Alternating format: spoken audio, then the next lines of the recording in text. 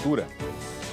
Novo apelo da presidente Dilma Rousseff é negado e Indonésia mantém a execução de 2 brasileiros por tráfico de drogas. Um deles deve ser fuzilado no domingo. Pela manhã, Dilma telefonou para o presidente da Indonésia, Joko Widodo. Em nota, a presidente disse estar consciente da gravidade dos crimes cometidos pelos brasileiros e que respeita a soberania da Indonésia. Ela fez um apelo como chefe de Estado e mãe, lembrando que o Brasil não prevê a pena de morte. A nota diz que o presidente indonésio entende a preocupação, mas ressaltou que não poderia interferir. Uma vez que foi dado aos brasileiros todos os direitos de defesa. Dilma lamentou a decisão, dizendo que ela terá repercussão negativa para a relação entre os 2 países. Em outra frente, para tentar evitar a execução, o Brasil recorreu também ao Papa Francisco. Fiz chegar à representação da Santa Sé no Brasil um pequeno dossiê com os dados sobre essa execução e me foi assegurado que seriam enviadas à Secretaria de Estado do Vaticano para que Sua Santidade pudesse interceder em favor de uma atitude de clemência por parte do governo indonésio que, sinceramente, quero lhes dizer, me parece absolutamente improvável. O carioca Marco Archer Cardoso Moreira, de 53 anos, está preso há 12 anos na Indonésia. O instrutor de voo livre foi condenado por tráfico de drogas ao tentar entrar no país com 13 quilos de cocaína escondidos numa asa delta. Além dele, outras 5 pessoas devem ser executadas no domingo.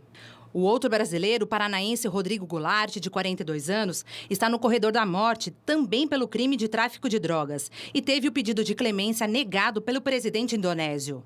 Se confirmada, a pena capital será a primeira envolvendo um brasileiro em todo o mundo. Na Indonésia, os presos são executados por um pelotão de fuzilamento. Entre os atiradores, alguns possuem balas de verdade e outros de festim. Dessa forma, ninguém fica sabendo quem deu o tiro fatal. Localizada na Ásia, a Indonésia, com 355 milhões de habitantes, possui a maior população muçulmana do mundo, 88%. A maioria apoia a pena de morte em casos de tráfico de drogas, considerada uma praga no país.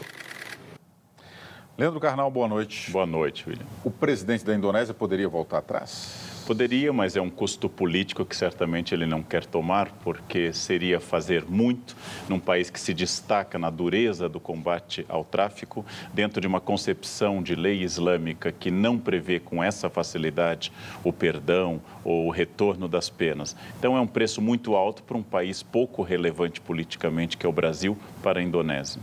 Por que a dificuldade do perdão, Carnal, Perdão é uma coisa complicada porque tanto o islamismo como o judaísmo nascem ligados a uma lei do talião, olho por olho, dente por dente, que também está na raiz do cristianismo, mas o cristianismo desenvolveu a ideia, e não tanto a prática, de que o perdão é uma meta a ser atingida. A ideia de justiça, ele sabia a regra, ele entrou com a droga, ele foi pego, é uma ideia mais clara dentro de um país como a Indonésia, que tem uma população islâmica muito forte e, tal como outros países do Sudeste Asiático, tem uma luta intensa contra o tráfico de drogas.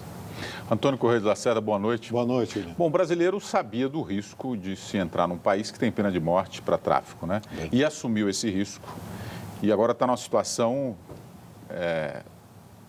que, dramática. Segundo o Carnal, além de dramática, não tem retorno, né? Verdade. Porque o último recurso, que seria o pedido de clemência feito pela presidente Dilma, não foi acatado pelo presidente indonésio, até porque, lembrando como a própria matéria mostrou, a maioria da população apoia a pena de morte para o tráfico de drogas e ele foi eleito com essa bandeira, né? Então, além de tudo que já foi colocado, politicamente seria difícil para ele também reverter. E essa situação me faz lembrar um filme de uns 30 anos atrás, chamado Expresso da Meia-Noite, em que um estrangeiro é pego, se eu não me engano, na Turquia, com o tráfico de drogas e vive todo um drama semelhante. Aí, então, a realidade talvez imite a ficção, né? E é uma situação realmente muito difícil que eles estão vivendo. Um registro dos nossos telespectadores aqui pelo Twitter, Mauro Vieira Sena, acho que não se trata de perdão e sim de cumprimento da lei. Rodrigo Campos, além da barbárie, Carnal, da pena de morte, a execução da pena é por fuzilamento. Lamentável. Fuzilamento é uma relação com o militarismo naquele país ou não tem nada disso?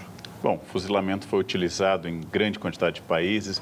Quando o Dr. Guillotin, que não é o inventor da guilhotina, apoiou uma pena de morte mais leve do que o enforcamento, ou mais certeira, e acabou se transformando na guilhotina francesa, era uma tentativa de humanizar a pena de morte, já que os machados ou a forca não eram tão eficazes. Mas eu acho que faz pouca diferença a esse respeito do que você executar em câmara de gás ou cadeira elétrica ou outra forma. Eu também sou contra a pena de morte, inteiramente contrário à pena de morte, mas lembrando que quando aqueles jovens foram pegos por pichação em Singapura e foram submetidos a chibatadas, houve muita nota de apoio do Ocidente, dizendo que o que aqui falta é chibatada para esses crimes, e muita gente no Brasil certamente apoia a pena de morte.